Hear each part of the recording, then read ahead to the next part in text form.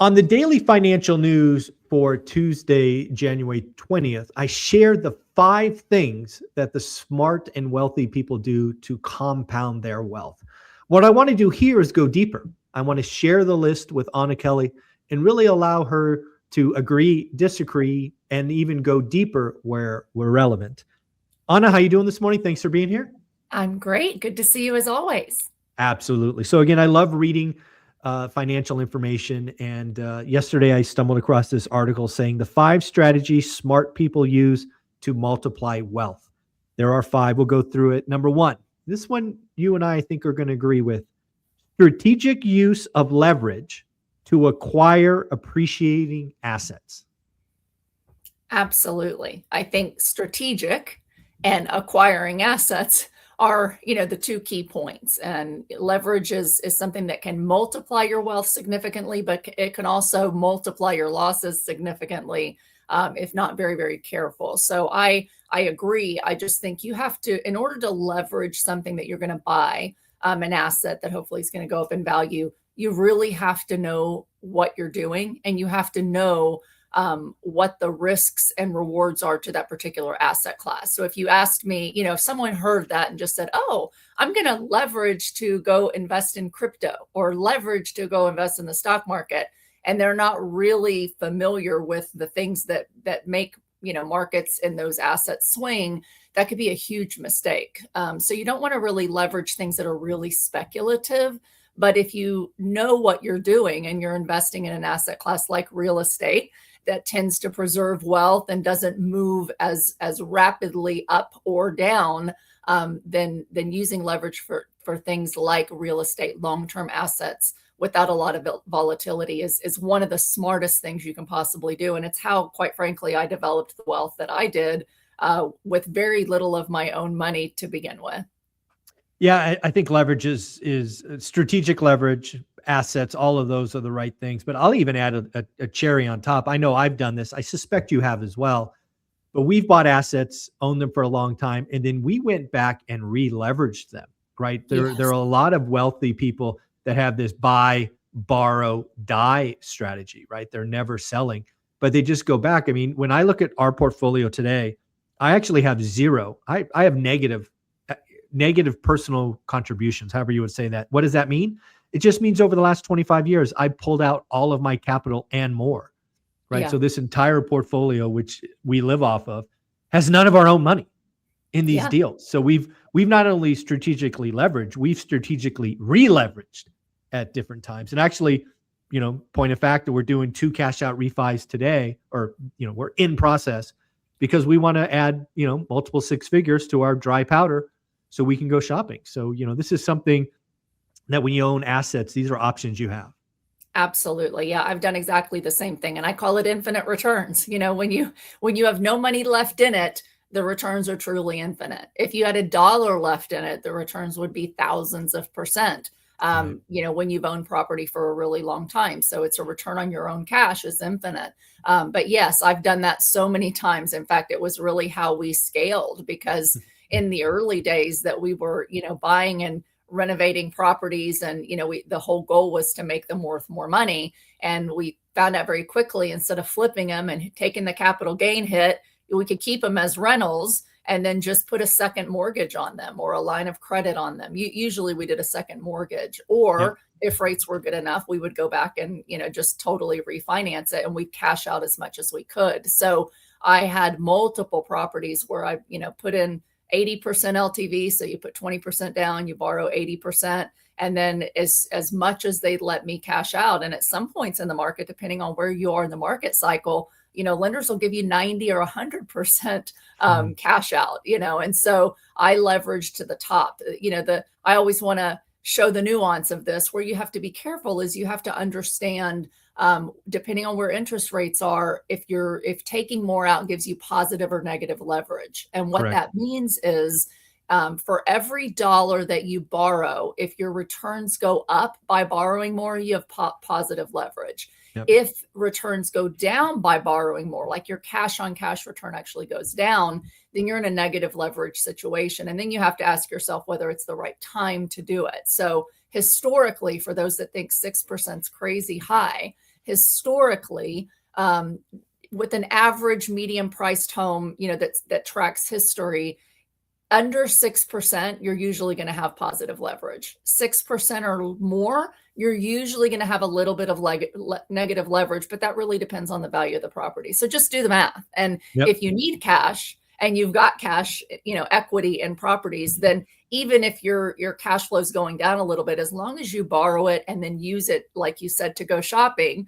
for more assets that are going to create more cash flow, then it's always, generally speaking, it's a very good thing to do. And again, I did it over and over and over again. And even though my mortgage payment might have gone up on a property, $200 a month, if I bought a property that made me $1,000 a month on that same cash that I took out, then I've got a positive $800 a month leverage by borrowing the equity from my other properties. So definitely a way to scale and build wealth very, very quickly. Yeah, folks, if you want to look up a term that you'll hear Wall Street throw around that confuses people, it's called positive carry or negative carry. You can look those up because, again, that's really what Anna is referring to here. All right, that's number one. Let's go to number two. And I'll say before I read this one, this is one I maybe not have agreed with a decade ago, but I agree with now. And number two says, building multiple streams of income beyond your single salary. We interviewed somebody on this channel named Simon, the Uneducated Economist, over the weekend, and he is adamant that nobody can get wealthy on your job anymore, and you need side hustles. So I'm curious what you think. Multiple streams of income? Yes or no?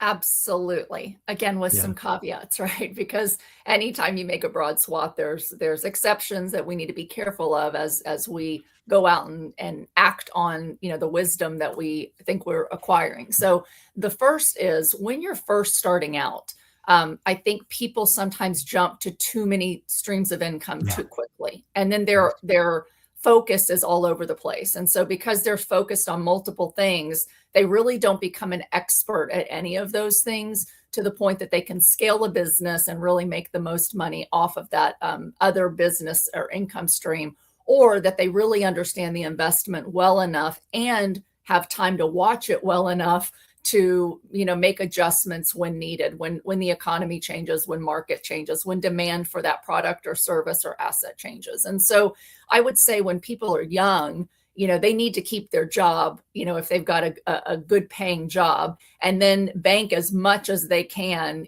to invest in either assets that are going to create an income stream like residential real estate, right? Or maybe some entrepreneurial venture that they want to start. They can start funding their own side hustle. And so, if you want to work a day job and add an active income stream and then a passive income stream, then that gives you just two things to focus on: your 9 to 5 or 8 to 4, or whatever it may be, and then your active side hustle that you're actively going to engage in building and scaling up to give you income. And then you can invest in something that's more passive, like a 401k or a piece of real estate that you put with a property management company. And so be careful not to scale too quickly in seeking that 6 or 7 income streams. Start with one, and really you need to focus on one for at least 2, 3, 4 years to really make it strong enough that you then go add that other income stream. But once you have that, it's incredibly powerful. I couldn't agree more. And that's exactly where I kind of ended up is, if I had to do this whole one rental at a time thing over again, I would have been building it very quietly and slowly while we were building our empire. I mean, think about, having content 20 years ago and more importantly, in front of all the properties that we were buying and like the numbers and all of that. Again, I agree with you entirely. You should focus on your day job. I actually think your day job is the key, not a prison, right? It's the key to the future, not a prison. I think too many people just default to, I hate my job. And that's not helpful, right? Look at it as a key to the future. And then you're right. Like if you're over 30, you probably have a passion that you've had since you were a teenager. And I have to tell you, it has never been easier to monetize that passion. Right. I know people that are passionate about 1950s ice hockey cards. I mean, I didn't even know that was a thing, like in Pokemon cards and classic cars and wine, all of these things in today's environment. It's never been easier to generate side hustle. And again, if you're doing it while you have a job, you're not pressured. right? You don't need it to pay the bills. So you can build Right. it with purpose. Yeah. And then eventually it'll be somewhere. But to your point, it takes years, not Yes. days, not months, years. All right. Yes. I love it. All right. Absolutely. Absolutely. Number 3, ruthless focus on long-term compounding and patient investing. Oh, it's probably the most important investment advice of all is long-term and patient, because truly most get rich things are, if they're get rich quick, it's very, very, very few that ever get rich quick. Yeah. But it's also things that are speculative that you can quickly lose as well. So they're not things that you can generally hold on to and 20, 30 years from now, bank on that thing being worth more or making you more money.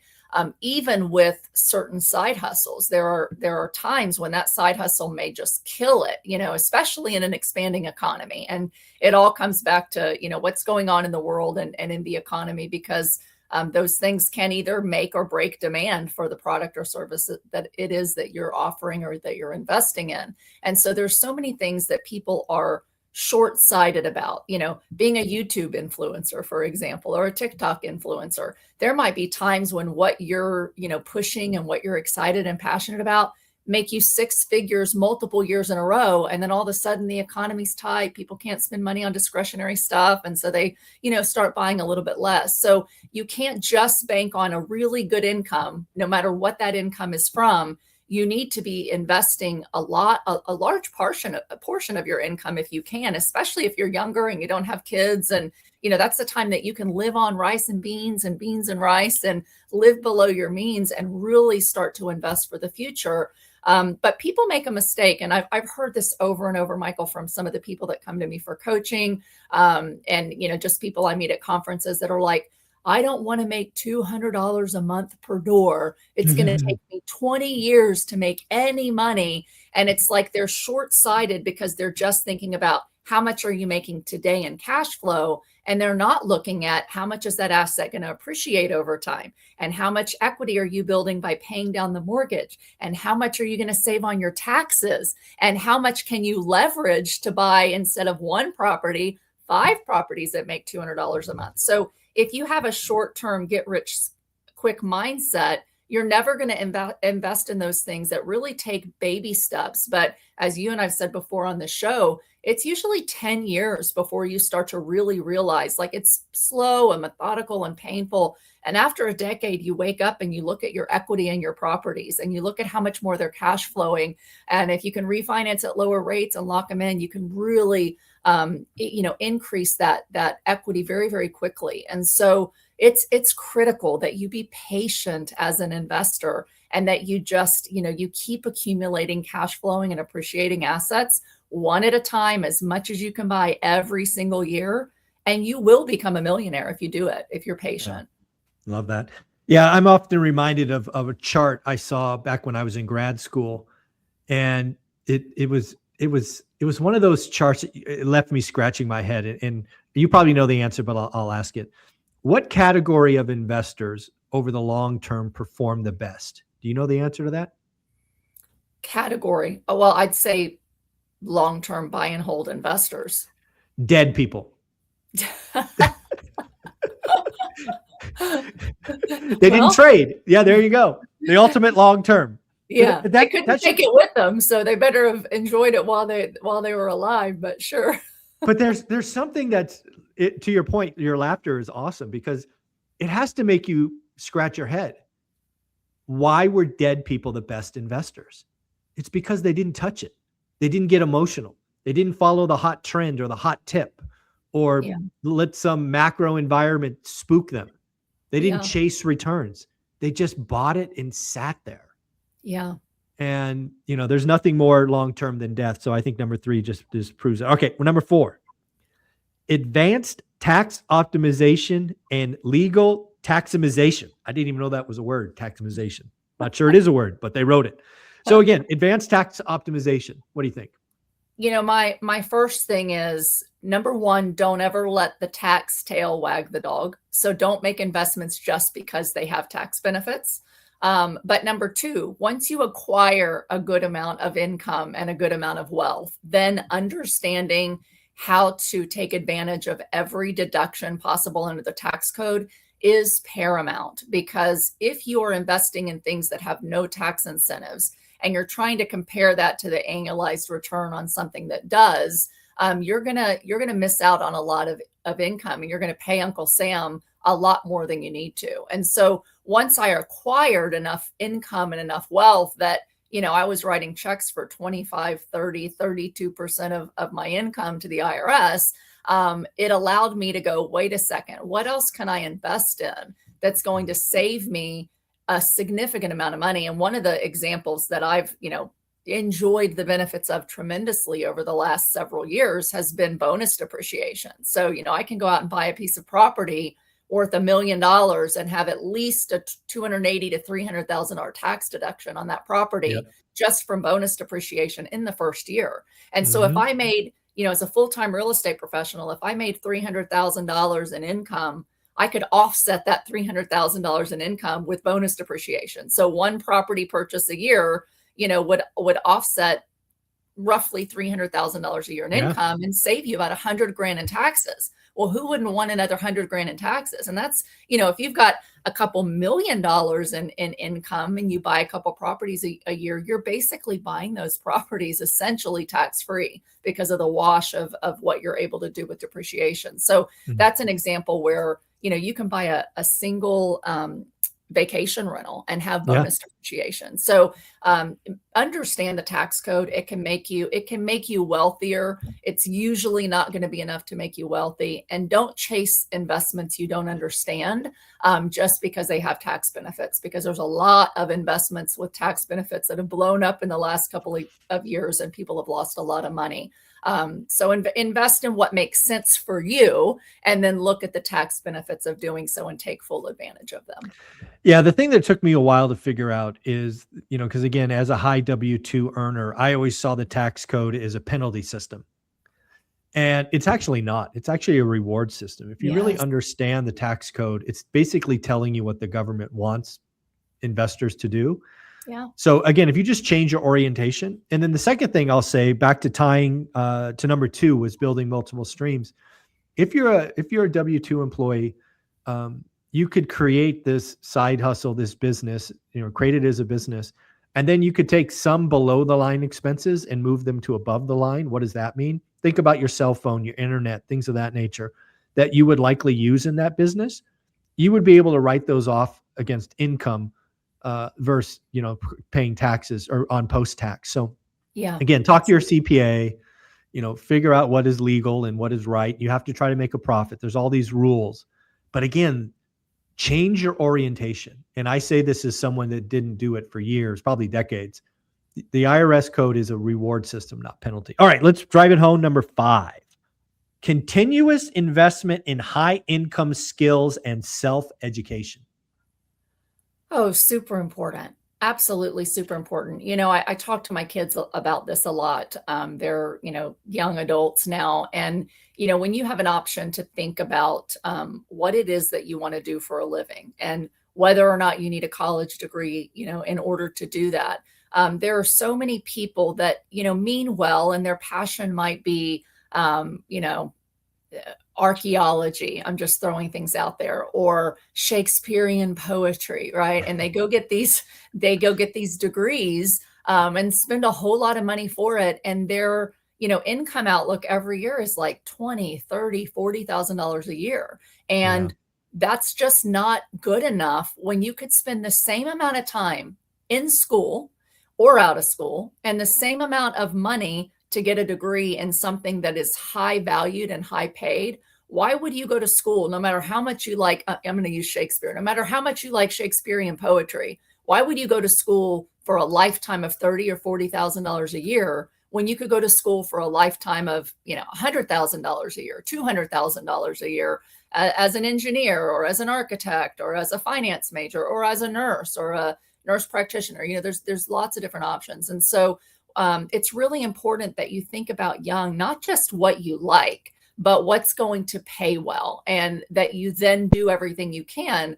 to move up in your career or move up as an entrepreneur in your learning and your skills so that you are more valuable in the marketplace and can make more money for your time. And so it's something that I don't think we talk to enough to kids about. I mean, we talk about an average salary, and I remember thinking, oh, I want to make the most money possible. So I thought I was going to be like a pathologist, and then I realized I got to look at dead people. And I didn't want to do all of that just to make a bunch of money. So, I had this, balance of it. You have to be passionate about it. You have to be able to, live with it and not absolutely hate your job. But just one last thing and tidbit that I've shared with my kids. There's a Japanese concept a friend of mine shared with me. He's from Japan, and it's called ikigai. And ikigai is basically 4 different things where they intersect. Okay. And one is, what are you passionate about? Mhm. What will the world pay you to give them? What does the world need? And then what are the skills that you have? And where you can find that intersect of passion, what the world needs, what they'll pay you for, and then go acquire the skills for that. Or maybe you have the skills and you're not passionate about it. Maybe go do it more and see if you Mm. can become passionate about it. And so anytime you can acquire skills, the second part of your question, to allow you to make more money, giving the world what it needs, and you can have at least some level of passion for that. That's that ikigai sweet spot, which is ikigai is like the key to happiness in your career. And so Love that's that. something that I've talked to my kids about and have really pushed and hope that that pays off well for them. And something that, I wasn't passionate about real estate, but the world needs real estate. They need a place Mm. to live. They pay you well to do it. I could acquire the skills to do it. And over time, I became extremely passionate about it because of the lives that could be changed, because it changed my life, because it allowed me to share with others and change their financial future to give them the financial freedom that you can have through real estate. It became a passion of mine.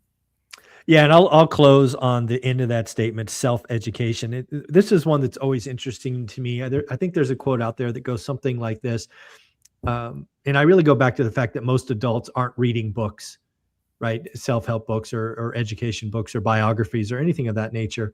The man who doesn't read doesn't have an advantage over the person who can't read, something like Wow. that. And that's just, again, folks, the world's changing fast. Again, going back to these other ones, you have the ability to add multiple streams of income, build a brand.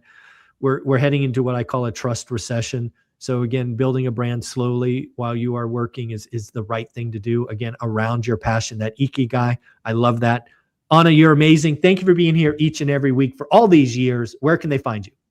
Great. You can find me on social media at Anna Kelly, REI Mom. And for real estate wealth and consulting, you can book an appointment with me at AnnaKellyInvesting.com. Thank you so much.